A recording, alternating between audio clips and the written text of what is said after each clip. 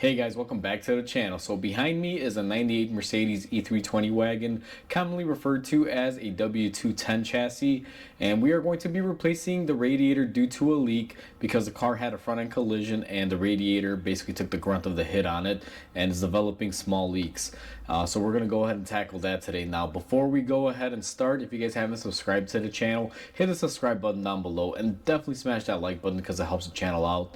And with that said, let's go ahead and get started on today's repairs.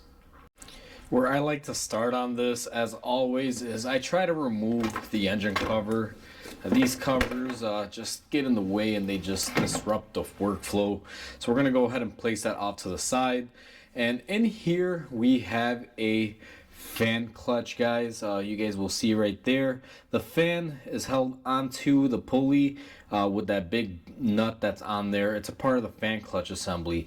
Those can be quite a bear to get off. However, I do have a tool that I use to remove it, and it's a part of a air hammer assembly.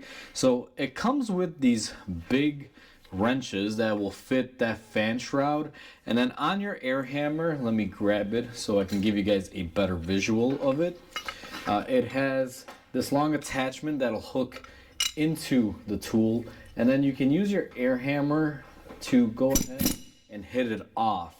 Now I'm going to set this up on here, and I'm going to give you guys a little bit of a quick visual if I can get this thing to set up.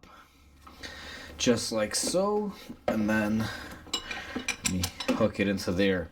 Now this isn't going to be the best representation, but it gives you guys a good idea of how this works, and this is the tool that I mainly use for this setup, guys. So as you guys can see there, the wrench goes on the nut, the tool is set into place, and all you have to do is hit the trigger while holding it on there, and it should loosen that up. Now in the event that this won't loosen up and it just spins the pulley, what you're going to have to do is get in there with a screwdriver or something and hold the pulley from moving while you're impacting it to get it off with this tool. And obviously if you don't have this tool to be able to get this off, you can use a large wrench or something. A lot of people will just go in there and use an air hammer to remove it. This one should come off counterclockwise, so standard bolt procedure. Some of these sometimes can be, you know, the opposite of tightening, but in this scenario, this is counterclockwise. And what I'm gonna do is just live on camera here, I'm gonna hook this up here, get my angle right, and we are going to go ahead and hit it, see if we can get it off. And just like that, it came off. Now sometimes these don't come off, they can be a real pain, and you really got to hold it in there. Having this tool, guys, makes the biggest difference. As you guys just saw, I got that off in a split second. The air hammer does the work for me instead of me doing the work for it. So now that we have that loosened up, I'm gonna come in here on the side, and you guys will get a little bit of a visual of me spinning it off to remove it. And what I'm gonna do is just spin it like so, and it will drop, so be very careful here. Just like that. And then what we're gonna do is go ahead and pull our fan off, and I'm just gonna lay it down here to the side. Now I got a bunch of room that I could work with, and just want to make sure that the camera is in the correct position. Our next step is going to be to remove the shroud assembly. It's held in by these little clips and they come right off. All you have to do is push the tab and lift up. You guys can see it's kind of like a sandwich clip, and there should be two of these up top. We get those off, make sure nothing is in the way, and we should be able to remove it. Now we also have a metal retaining clip here that I'm just going to use my pocket knife to try to remove, and these are a little tricky. I don't know why Mercedes did this. I guess it's a redundancy type of setup. They also have one of these clips. You just lift it up. Should be two of them. One of them is missing. This car is a 98, so you know, you just got to work with what you have. And then once we have that off, our fan shroud should just come off just like that. Sometimes it'll fight you a little bit. Just get the correct angle to get it out of your way. And now we have all the room in the world here where we can get to our radiator. I have you guys set up at an angle so you guys can see what we're going to be doing on the passenger side. And first things first is we're going to disconnect this little air intake tubing and push that off to the side. And just below that, you're going to notice you have this oil line here, and there is another one here all the way on the bottom. If the camera doesn't make it out too well, I apologize. This is the best angle I could get. These are commonly a 19 millimeter, and what you want to do is just go ahead and loosen it up and get it out of your way. They don't typically fight you, but sometimes you may have one that is stubborn. You may have to hit it with some penetrating oil and loosen it up. And let's see this bottom one, which is commonly the one that'll fight you because it's exposed to all the elements on the road. And this one actually came off very easy for us as well. Now this car is older, and it has been probably through a few mechanics here and there, so you know, I know there's little brackets and little clips and things that are missing on here that should technically be on there. And you know, there's just nothing you could really do on something that's this old. It's just one of those things, guys. Sorry about that, guys. In the last clip, I went to go get a little mat to put on the floor, and you guys probably saw out of this corner that I dropped a can on the floor and shattered, made a big loud noise. So I apologize if that freaked anyone out. But like I was saying, it's an older car. Some things are going to be missing off of it, and it's completely normal. There's not much you can do on it. You know, all you got to do is work with what you have. So I put a little rag on the floor, a little absorbent mat to absorb all of the fluid that's coming out of there. These are transmission cooler lines, if I'm not mistaken, and you know, just gonna leak out a little bit. Now the next thing that we are going to have to do is set up a pan underneath, and we are going to be removing our radiator hoses, primarily our lower hose, but I'm going to give it a little bit of time for the oil to stop dripping out, and I'm going to set up my pan so that we can catch all the coolant and dispose of it properly and not have it mix up with any oil. I've set up my pan underneath, and I got a 7 millimeter on a 1/4 inch ratchet. There's two hoses we need to remove. One of them goes directly to the coolant fill tank. I think it's where it flows out to fill up the radiator in the system. And these clamps have been positioned in the worst position possible. They're both facing downward, so whoever worked on this last, apparently they weren't really caring on if anyone was ever going to be in here. I hate it when people don't take the time to position things correctly, so it's not difficult for the next guy, but you know, it is what it is, guys. I'm gonna come in here with my other hand, and this is probably the stupidest thing. I don't know why people don't position these right. Just makes it worse for the next guy. But we have loosened up this clamp here. Hopefully she should turn here in a little bit after we get a couple threads loosened up on it, and it did, just like that. We got it nice and loose. So the next thing that we have to do is I'm going to opt to try to remove this hose and see if I can just get the coolant to come out of it, and we're going to drain our system if at all possible. Now this clamp is still being a little bit more difficult than I want it to be, so now that I got a better angle on them, I'm just going to grab my Milwaukee with a 7 millimeter, come in here and loosen it up a little bit more, give myself the best possible scenario. So there we go. Our clamps should no longer be holding me back. And let me grab my socket from my drain pan so we don't dump coolant all over it and then lose our tool.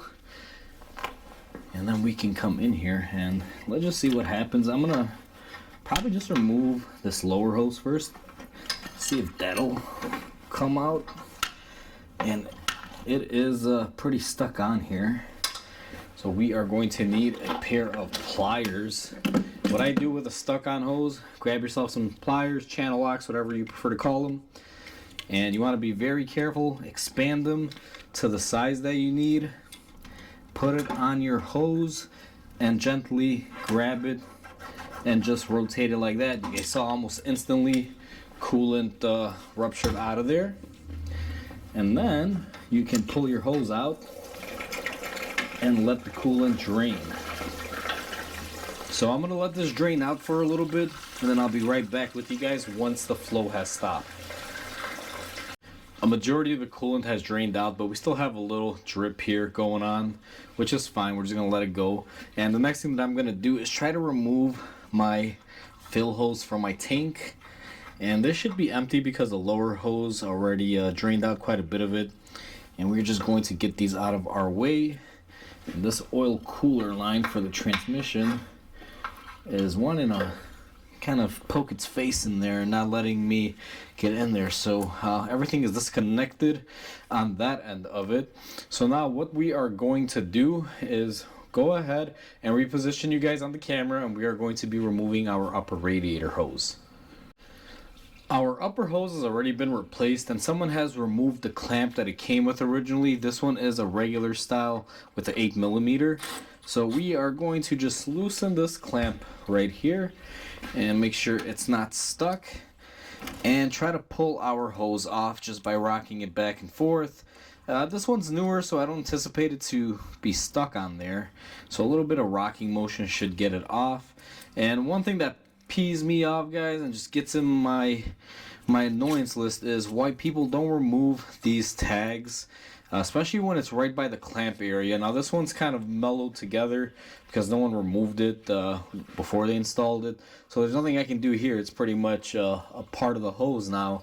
But always remove those tags, especially if they're long. They flop around and they just sometimes create noise, and the customer might come back complaining of a ticking sound.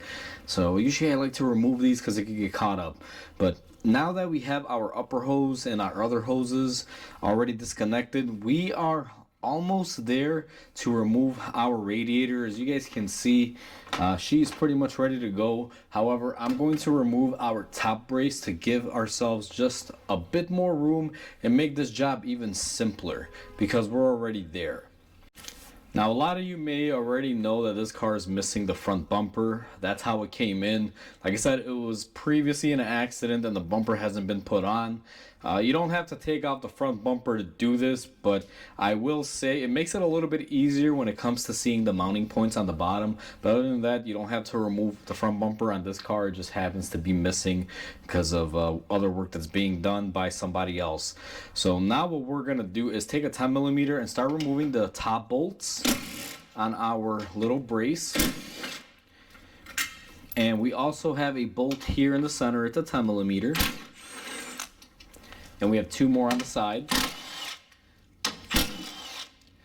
And that should allow us to be able to just pull up this assembly. Now be mindful because you might have stuff attached to here. Like this one has the cable for the other hood latch, so we are going to unhook that. And then we are going to take our assembly and put it to the side. Be very careful with this piece because it can be sharp and it can definitely cut your hands up. Now that I removed that, I actually found another hose here. That's an overflow hose that we have to remove. So we are going to go ahead and disconnect that. And just to show you guys, I'm gonna hopefully move this around. And right here is where our hose is. Now this one I believe is a 7mm, and luckily it is facing up, so we should just be able to take our 7 and put it on there, but that is actually not it. So if it's not a 7mm, I'm willing to bet money it's a 1/4 inch, and that is what it was. 1/4 inch to remove that. And same thing, just take it off, and we're just going to push this clamp back so we don't drop it or lose it, and tuck our wire to the side. Now one thing that I hate is this cable being in the way, so I'm gonna grab me a tie and pull this back here somewhere just to get it out of our hair, because I already see that being an issue. So let's just take a bungee cord or a zip tie, whatever you have. I'm gonna use this bungee cord that I have here, and now I'm just trying to figure out where to place it. So let's put it on this piece right here, and then can attach it to that hose, and it's very likely just out of the way, keeps it from coming back and fighting us. So now that we have that out of the way, we are going to go ahead and start removing the radiator. And now that I'm looking at my camera, guys, I completely see that you guys missed what I did, but this cable that was in the way, we just used a strap here and pulled it off to the side. So there you go. If you were to just come in here and try to get this radiator now at this point, it wouldn't come off because our condenser is still hooked up to it. You're going to have to remove these two 10mm bolts up top. So we are going to get these removed on both sides.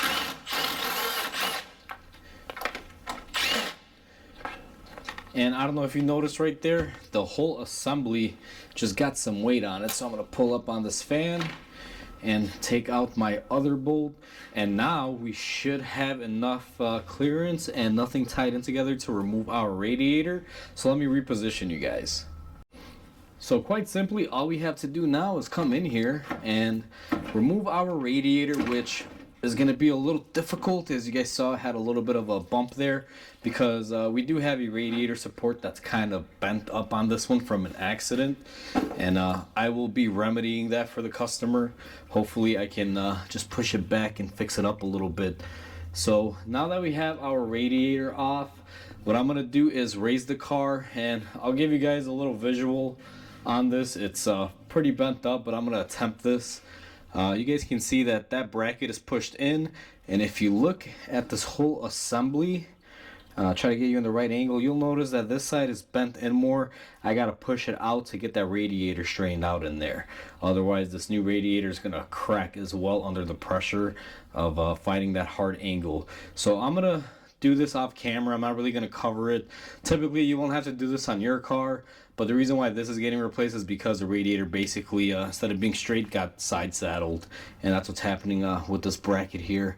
And I can't get the best view, but you guys can see it is definitely bent up a little bit more on this side. You can tell it's pretty obvious. So I'm going to go ahead and remedy that off camera, and I'll be right back with you guys. So what has been a couple hours for me has just been a split second for you guys.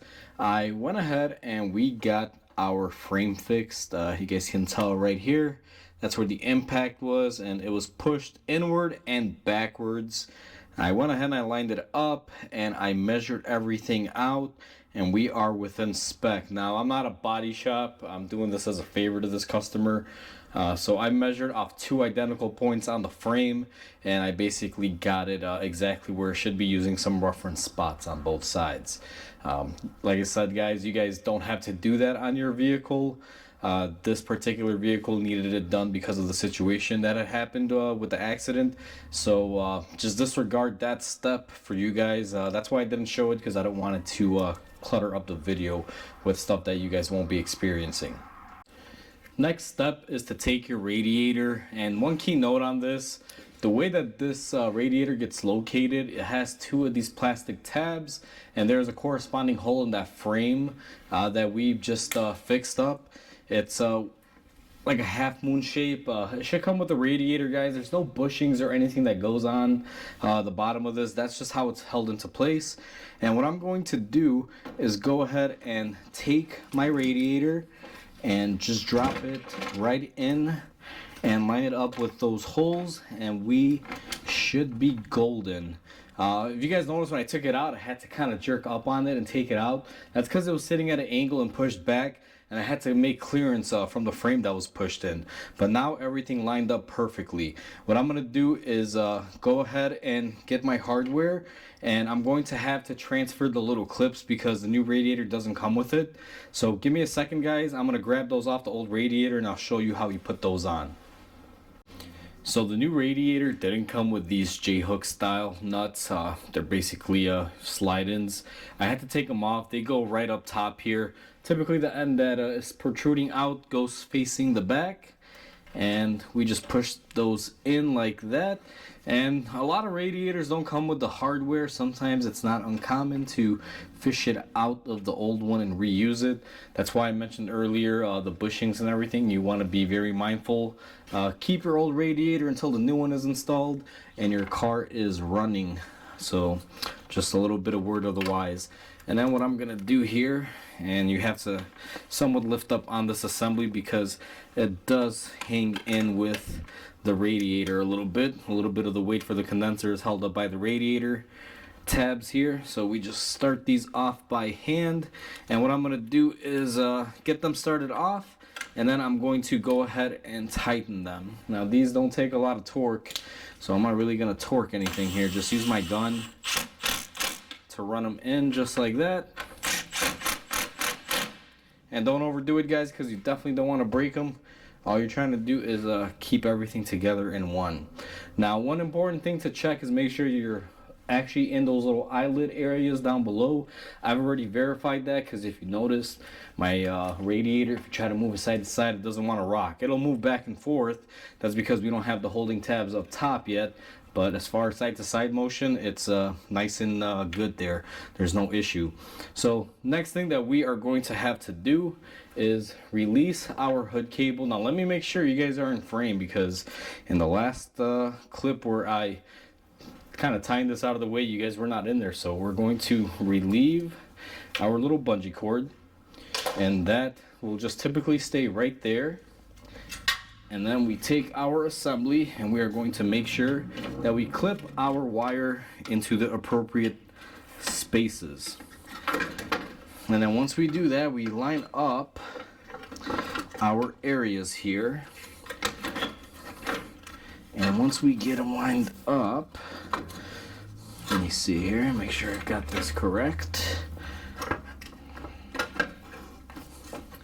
And this is the hard part, trying to get everything to fit together nicely. This thing was in a little bit of a spring load position when I took it off, so you just got to be careful. I believe we should be good right about there. And what I'm going to do is start working my bolts in. Always hand thread these.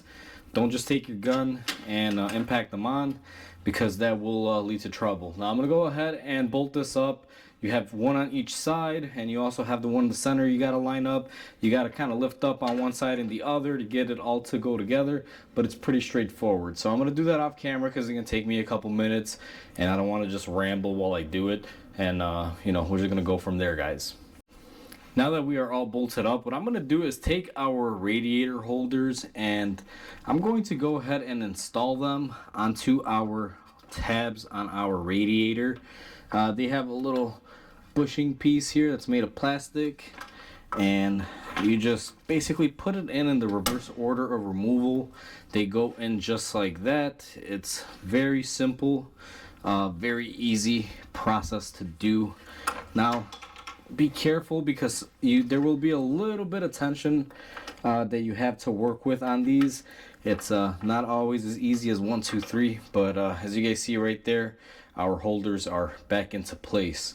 And the next thing that I'm going to do, just because I'm on this side and the camera is pointed towards me, I'm going to take our hardware, which is our clamp and our upper hose, and go ahead and tighten it back up on here. And let me grab my 10mm, or actually my 8mm, and we are going to position this. Now this one has to be positioned down because of the shroud. There's no real good way to get it on there except for this position. So whoever's going to be removing this next will be fighting it. So now that that is nice and tight, don't overdo it. You're good to go. And as far as on this side, I don't believe we have anything left, so I'm going to get the camera switched around and show you guys what we're going to have to do on the other side now. So now that we are on our passenger side, guys, I realized that I have made a mistake and I forgot to do a step. So before we installed this brace, I had to reinstall this line for the overflow tank. If I try to install it now, I'm not going to be able to. It's a small little line that's on top of the radiator that we didn't see until we removed this top brace. And now the downside for this is that I have to go back in here and remove the brace, install the line, and just tighten up the clamp. Now it's very simple and very easy. It's like any other hose, so I'm actually not gonna film it because I don't want to repeat steps and make the video too long. So I screwed up. I'm gonna go ahead and do this. I'm gonna take care of it off camera, and the next clip we're just gonna go forward with everything else like we should be installing it. The next step is we're going to reinstall our radiator hoses. Now one thing that I already went ahead and I did while I had the radiator off, I put new clamps on there and I got them in the correct spacing that they should be. And you know, it's up to you. If your clamps look like they're in bad shape, replace them. If they're in good shape, just leave them be. But I always like to replace them, especially on a job like this, because it could be more difficult to replace it later.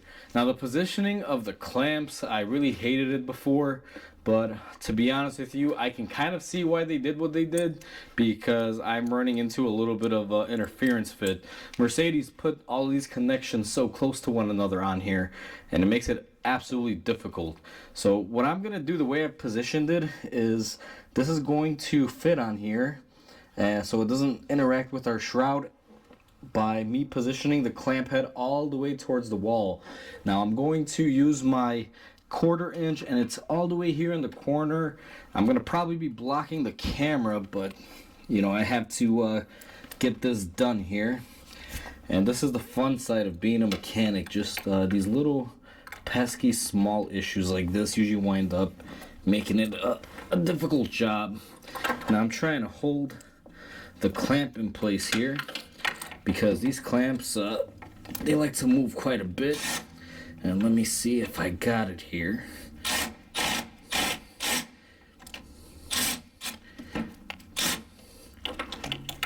So this is proving very, very difficult. Let me see if I can switch it up.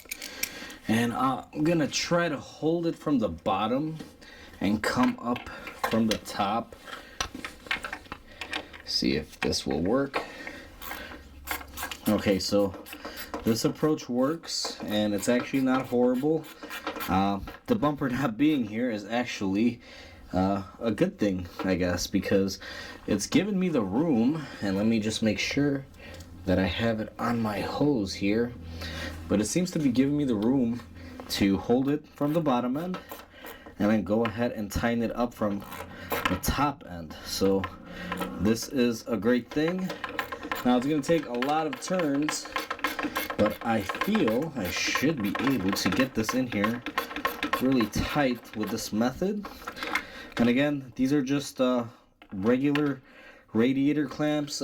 You don't want to break the plastic, so don't go too crazy with them, guys. I feel that's pretty much there, but I always like to make sure. Normally I'll just turn it with a finger, and when I start feeling some resistance in the clamp, it'll typically be good and tight, and I believe right there we are golden. And what we're gonna have to do, and I'll probably keep this ratchet set up here, because we have to install our other lower hose here, and we already have our new clamp on this one as well. Let's see if we can just push it into place. And we were able to. Now let's see if I can tighten it. Now for this thing, looks like I'm gonna have to take it off and reposition the clamp. This is the annoying part, guys. You got to be very mindful on how you position your clamps, because it can make you or break you and make the job difficult. So plus you always got to take into account that sometimes something may not fit correctly if you don't do it the correct way in the positioning. Because if I had left this clamp the way I thought originally it would go on, it would have interfered with our shroud.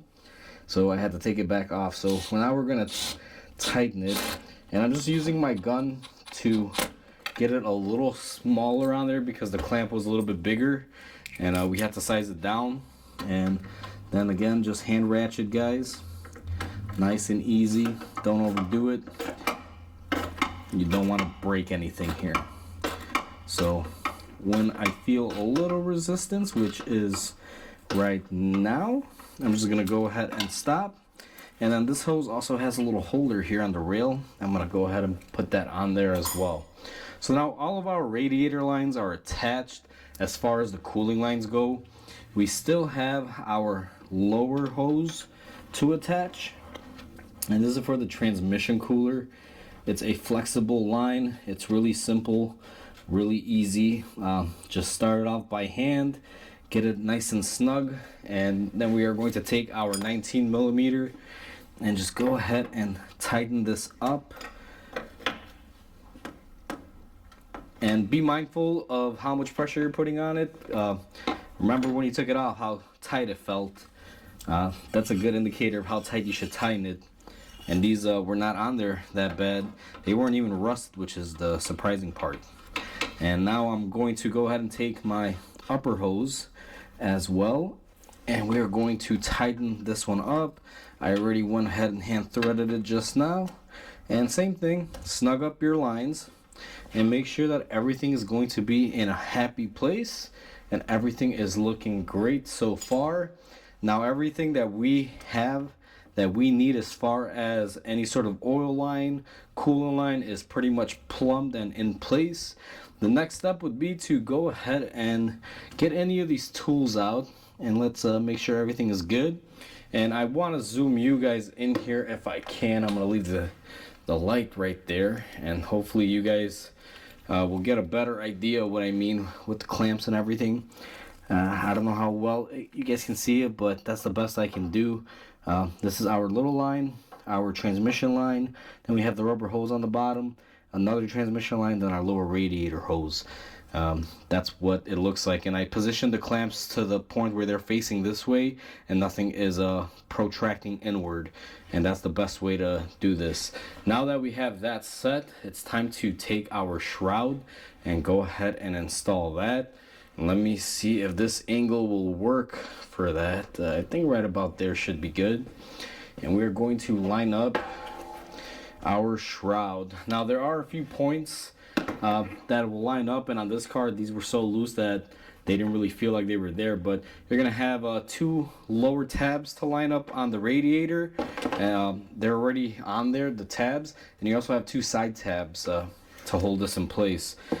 What I'm going to do is just go ahead and push this in here. The upper hose is the only thing that really gets in the way, but we can just remedy that by pulling up on it, and then we slide it into place. And let's see here, making sure that all of this goes in the right way. Now I already ran into a little issue with our lines here on the side, so let me run this past it just like that, and hopefully this will line up here. Let me get some lighting on it. This side right here is being a little difficult because you have to get it past the lines and then lock it into place. And I think right now I have everything locked in. Let me just check. Yep, we are all golden. So now that we have this locked in, let me go get the clip to lock it into place. If you guys recall, we had one holding it, and we are going to reinstall that to lock it in. So we're going to reinstall this little clip. We only have one of these, and all this does is keep the shroud into place, and it goes right here. And these are tough old clips. All you're supposed to do is open them up, and they should slide in here fairly easily. Now this one's old and rusty, but just like that, it goes into place. I wish I had this side because this does help keep some pressure down on the shroud. However, this vehicle doesn't have it. One thing that I might do, and again this is modifying it off camera, I might make a little hole on this plastic holder piece and possibly put a zip tie on there to hold it into place, because I do want to keep this a little bit down to keep it into all the little tabs so it doesn't slide out and interfere with our fan. So we're gonna do that off camera because typically it doesn't apply to your car if you have those pieces. Otherwise you're gonna have to modify it. Now I'm going to get you guys in this position, and we are going to take our fan, and this is our fan clutch. It's a thermostatic one. Basically reads off this little thermostat assembly here, and what we're going to do is go ahead and tighten this on. It goes on clockwise. We remove it counterclockwise, and what I find is you just have to get these to line up and easily spin them into place. Now you guys are seeing me spin it and locking in the threads, and right now the threads have made contact. And what I like to do is I take the same tool that I used to take it off, and I'm not going to be using the impact, but I just take a hammer and that little tool that fits it and just give it a tap or two. That's all you really need to install it. You don't need to air hammer it on. You just need to tap and make sure it locks in. Over time, that thing will get tighter and tighter. So you just leave it be at that point. Now that we have our fan back on, all we need to do is reinstall our little air intake duct, which goes right here. Now I'm going to leave this off because I need to bleed the cooling system on this car, and also our engine cover that's here, we're going to leave that off for the time being. I'm not going to be recording me bleeding out the system because it takes a long time, and I've covered it in other videos, guys. But all you have to do is fill up your reservoir, which is located right there, and all you're gonna have to do is bleed it out slowly by running the car and adding coolant as it goes down, being mindful to keep an eye on the temperature gauge. So this is pretty much how you replace the radiator on this vehicle. If you guys want to see me bleeding out a cooling system, I do have other videos covering that on my channel. However, on this one, we're pretty much gonna stop it at this point, and that is the replacement of a radiator on a W210 wagon. Hopefully you guys enjoyed. That's how you replace a radiator in a W210 chassis wagon, Mercedes E320, guys. It's not the hardest job in the world, but it does take a little bit of time to do. This also was very challenging because if you guys noticed that bent radiator support down below, we had to deal with that, so that made it a little bit more frustrating. But for the most part, we got everything done. It wasn't horrible because this job could have went south. That bracket could have not wanted to bend back and go back into place, and that would have been a real problem. Now I know on your car you're probably not going to be facing that, so I cut most of that stuff out. Just try to stick to the basics and the step-by-step on how to do the radiator on these. And if you don't have to go through any of the hurdles that I did, it's actually a pretty straightforward job. It's quite simple and easy to be able to tackle on, and should take you a few hours to do. So with that said, guys, hopefully this video helps you guys out. Please comment, like, and subscribe because it helps the channel grow. I hope you guys have a wonderful day, and I'll catch you guys on the next video.